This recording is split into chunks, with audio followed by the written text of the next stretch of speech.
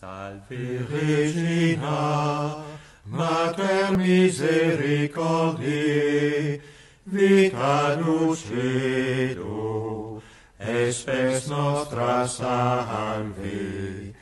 A te clamamus, exules filii Eve, a te suspiramus, gementes et flentes, in ac lacrimarum vale.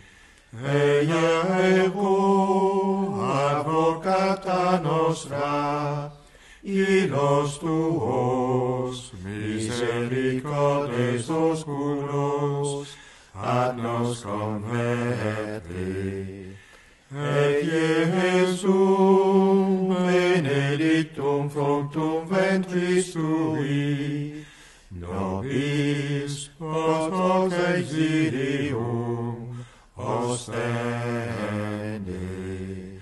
O clemens, o pia, o dulcis Virgo Maria. Au nom du Père, du Fils et du Saint-Esprit. Amen. Cette méditation de saint Alphonse de Liguori sur le Salve Regina, nous en sommes au chapitre 1er. Je vous salue, ô Reine, Mère de miséricorde. Un premier point, combien grande doit être notre confiance en Marie parce qu'elle est Reine de miséricorde. Nous continuons cette réflexion. Ici vient à propos l'histoire de la reine Esther. Le bienheureux Albert le Grand en fait une heureuse application à notre reine Marie, dont Esther d'ailleurs était une figure. Voici ce que nous lisons au chapitre 4e du livre d'Esther. Sous le règne de Assuérus, il fut publié dans ses États un édit ordonnant la mise à mort de tous les Juifs. Mardochée, l'un des condamnés, recommanda leur salut à Esther, la priant de s'interposer auprès du roi pour obtenir la révocation de la sentence. Esther s'y refusa d'abord, par crainte d'aviver encore le courroux d'Assuérus. Mais Mardochée la réprimanda et lui envoya dire « Ne t'imagine pas que parce que tu es dans la maison du roi, tu en réchapperas seul parmi les Juifs. » Il ajouta que le Seigneur l'avait élevée au trône précisément pour qu'elle assurât le salut de sa nation. Ainsi parla Mardochée à la reine Esther. Pauvre pécheur condamné à un juste châtiment, si jamais notre reine Marie hésitait à obtenir de Dieu notre délivrance, nous aurions lieu de lui tenir le même langage. Ô notre souveraine, vous êtes dans la maison du roi. Dieu vous ayant constituée reine de l'univers, ne pensez point pour autant à vous sauver seule, à l'exclusion de tous les autres hommes. Car votre élévation n'a pas eu pour but votre seul avantage. Si Dieu vous a faite si grande, c'est pour vous mettre plus à même de compatir à notre misère et de la secourir. Assuérus, quand il vit Esther en sa présence, s'informa avec amour de l'objet de sa visite. « Quelle est votre demande ?» lui dit-il. La reine répondit « Ô roi, si j'ai trouvé grâce à tes yeux, accorde la vie à mon peuple. » Elle fut exaucée. Un ordre du roi révoqua aussitôt la sentence de condamnation. Or, si Assuérus accorda le salut des Juifs à Esther parce qu'il l'aimait, comment Dieu, qui aime immensément Marie, pourrait-il ne pas l'exaucer quand elle le prie pour les pauvres pécheurs qui se recommandent à elle? Ô roi, dit-elle, si j'ai trouvé grâce à tes yeux. Mais elle sait bien, la divine mère, qu'elle est la bénie, la bienheureuse, la seule parmi tous les hommes à trouver grâce qu'ils ont perdue. Elle sait bien qu'elle est l'aimée de son Seigneur, plus chérie que tous les saints et les anges ensemble. S'il plaît au roi, continue-t-elle, accorde la vie à mon peuple. Donnez-moi ces pécheurs pour lesquels je vous supplie. Et il se pourrait que Dieu ne l'exauça point. Mais qui ne sait le pouvoir qu'ont auprès de Dieu les prières de Marie? Sa langue enseigne la bonté. Chaque prière de Marie a force de loi, le Seigneur ayant décrété qu'il sera fait miséricorde à tous ceux pour qui elle intercède. Pourquoi, demande saint Bernard, l'Église appelle-t-elle Marie reine de miséricorde? C'est, répond-il, afin de nous assurer qu'elle ouvre l'abîme insondable de la pitié divine à qui elle veut, quand elle veut et comme elle veut, si bien qu'un pécheur ne périra pas, fût-il un monstre d'iniquité, dès lors que cette sainte des saints le prend sous sa protection. Mais peut-être craindrons-nous que Marie ne dédaigne d'intervenir en faveur de tels pécheurs, le voyant trop chargé de crimes, ou encore n'y a-t-il pas lieu de nous laisser effrayer par la majesté et la sainteté de cette grande reine?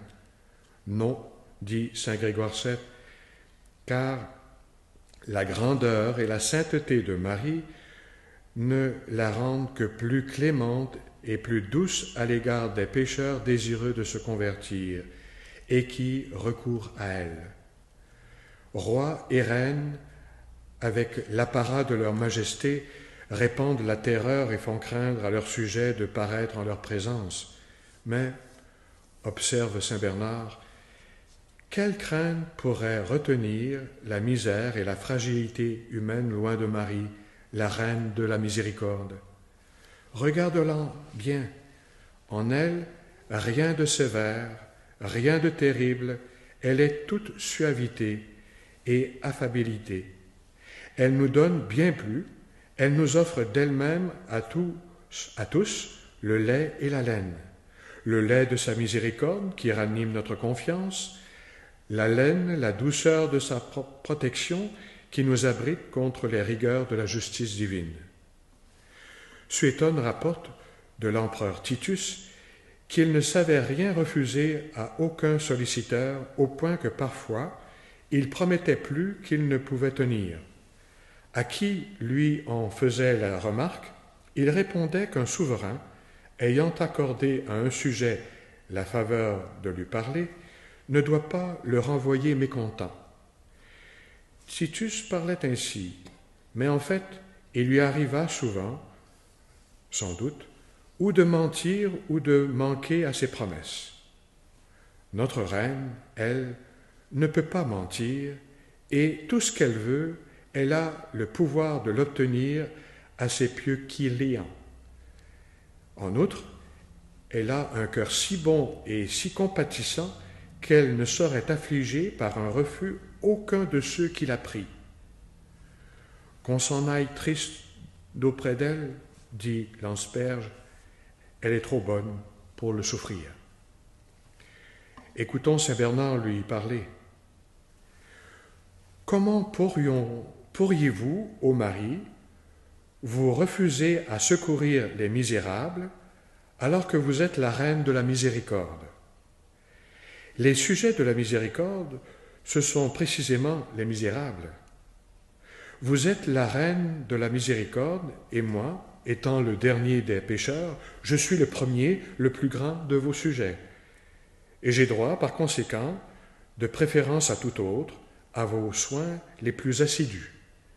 Régnez donc sur nous, ô reine de miséricorde, prenez-nous en pitié et chargez-vous de notre salut éternel.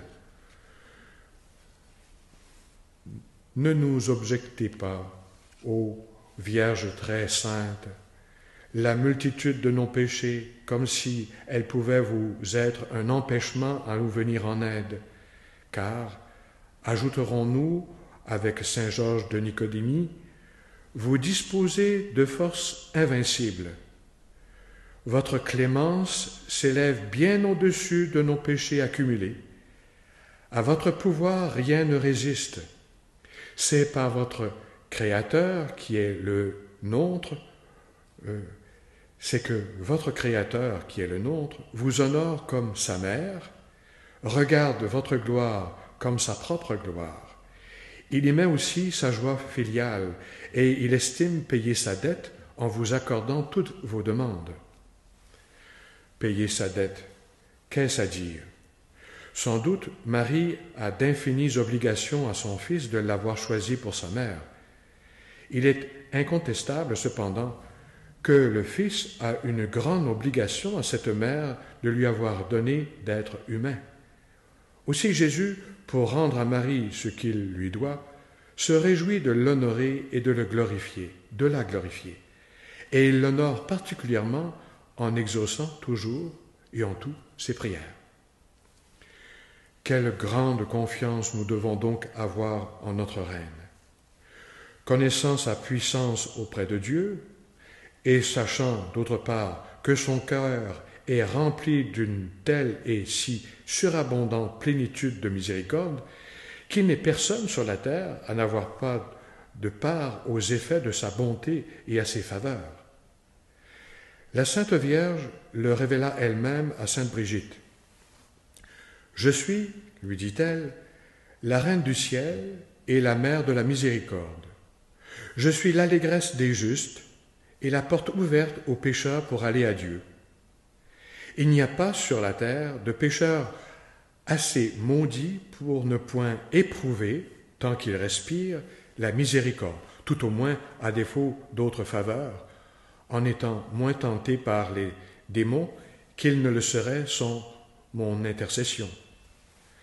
Personne, ajouta-t-elle, à moins d'être absolument maudit, n'est tellement rejeté qu'il ne revienne à Dieu et ne trouve miséricorde s'il m'appelle à son secours.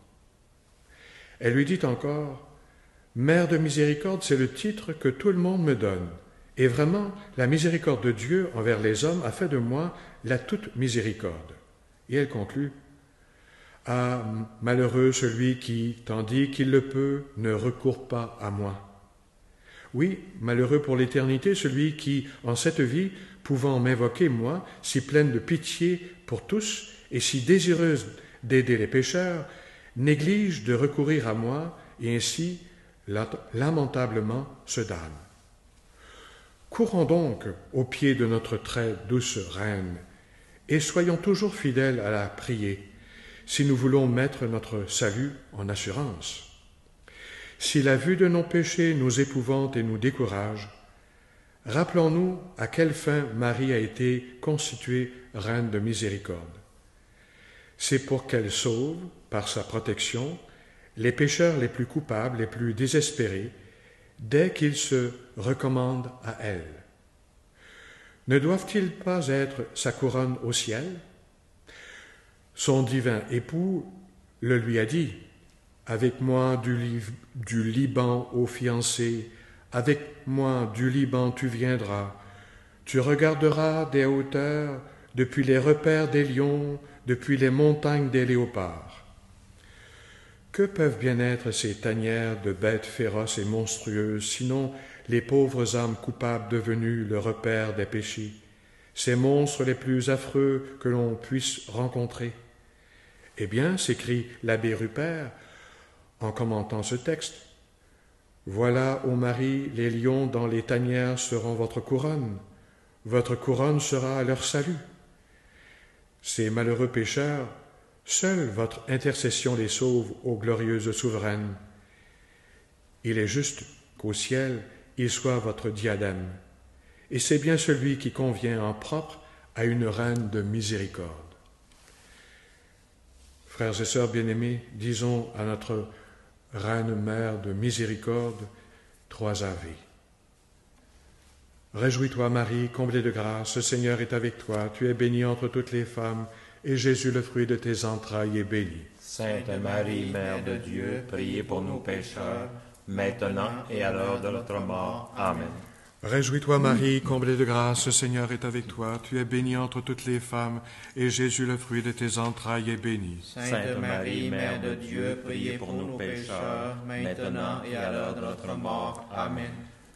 Réjouis-toi Marie, comblée de grâce, le Seigneur est avec toi, tu es bénie entre toutes les femmes, et Jésus, le fruit de tes entrailles, est béni. Sainte Marie, Mère de Dieu, priez pour nous pécheurs, maintenant et à l'heure de notre mort. Amen.